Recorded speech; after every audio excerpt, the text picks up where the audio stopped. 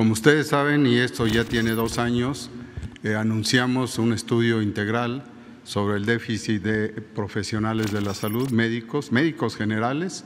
En aquel entonces, si sigue vigente esta necesidad, se requería cerca de 140,000 médicos generales para cubrir los lineamientos, las recomendaciones de la Organización Mundial de la Salud.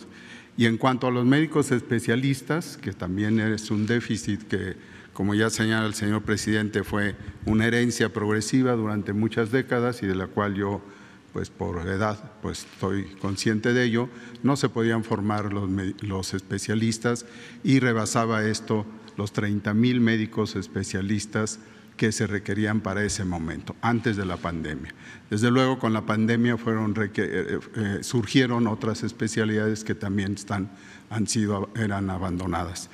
Pero el punto también es de las enfermeras. Las enfermeras es todavía un déficit mayor. Este gremio de enfermería requiere de 300,000 personas dedicadas, integradas a esta atención.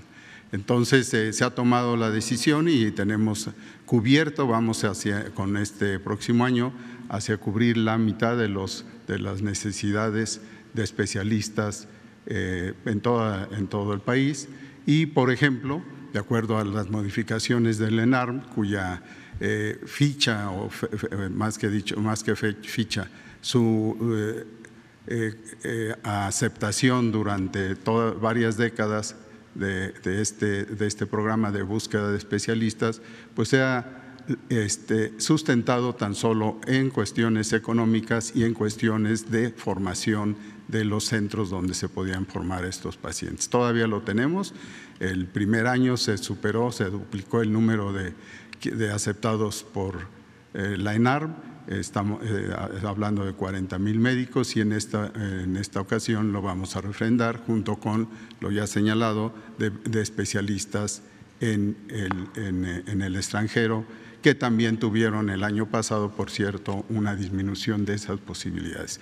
Porque no es solo tener a los médicos generales, hay que tenerlos de calidad y desde luego con actualización constante, pero con una idea de que se atienda la atención primaria de la salud, donde los médicos generales son centrales, no los únicos, y que progresivamente las especialidades se vayan sumando. Por ejemplo, y termino con ello, en el cáncer, que tanta necesidad y tanta atención ha tenido, tenemos estados donde hay 1.2 médicos especialistas en cáncer, y no los subespecialistas. No estoy dividiendo entre cirujanos, entre radiólogos, oncólogos y desde luego entre médicos especialistas tan solo clínicamente.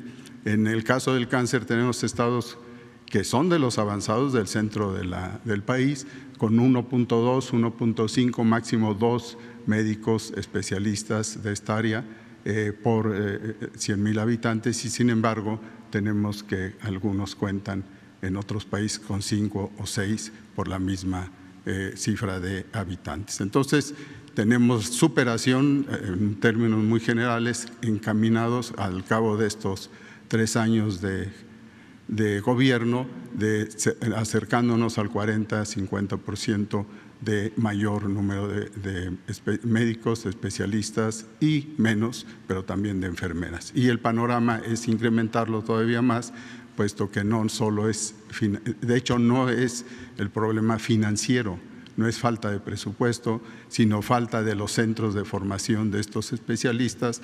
2 de los hoy galardonados han sufrido parte de esto, cuando no tienen a qué residentes recibir en el número que podría cada una de las instituciones estar teniendo, porque no hay el cupo, porque no hay los profesores y desde luego no hay la dirección, o no había la dirección política para hacerlo. Este es el panorama, aún en rezago, pero estamos conscientes de que con estas estrategias vamos a dejar en los próximos 3 años ya una base sustancial que cubra la mayor parte de las especialidades y, repito, de los trabajadores de la salud, incluyendo desde luego a las enfermeras.